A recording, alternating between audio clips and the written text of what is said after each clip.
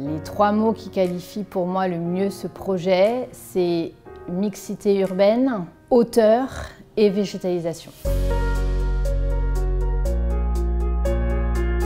L'îlot de Zay est un exemple d'association virtueuse puisqu'on a réussi à réaliser par exemple une tour qui conjugue deux usages, un usage de résidence de tourisme et une résidence d'habitation en libérant de l'espace en cœur d'îlot.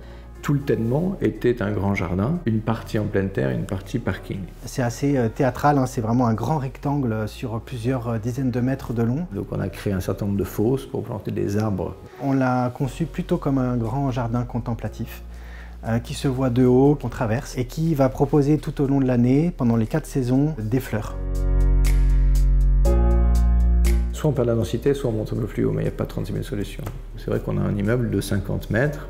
Et au contraire, la hauteur offre des vues incroyables sur la ville et c'est quelque chose qui est recherché. On est assez fractionné pour avoir des vues, des failles avec des vues un peu plus lointaines. On a souhaité pour chaque immeuble d'avoir un usage sur les toitures. On a un grand patio, une terrasse collective et puis cette piste d'athlétisme. La densité permet en tous les cas d'amortir le coût d'usage commun. La densité d'aujourd'hui, elle doit absolument passer par une mixité d'usage pour ne pas justement reproduire une densité homogène avec le même type d'habitat ou le même type d'usage. L'îlot de Zay, c'est vraiment ça, c'est-à-dire que c'est un espace qui est traversé au niveau urbain, c'est un espace pour les résidents, c'est un espace pour les gens qui travaillent là. On va retrouver des équipements qui facilitent leur vie de quartier au quotidien.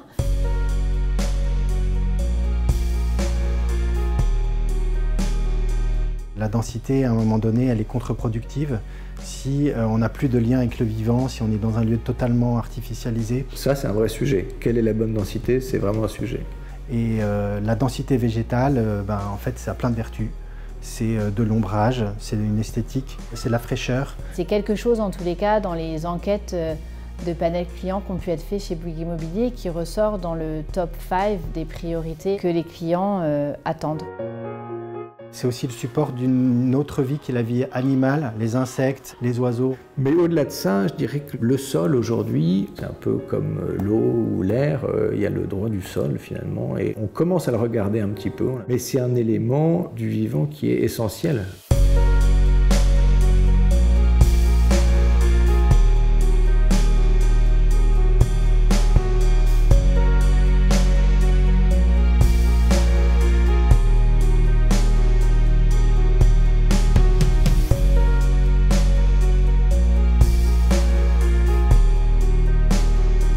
L'OMS dit aussi qu'avoir des espaces verts et végétalisés au cœur de la ville améliore la santé des gens. C'est important en tous les cas quand on est promoteur de pouvoir faire en sorte qu'il y ait toujours de la végétalisation dans nos programmes. Je trouve que même en dehors du centre-ville, dans les parties périurbaines, ça peut avoir du sens de retrouver de la densité et de garder des parcelles non construites avec de la pleine terre.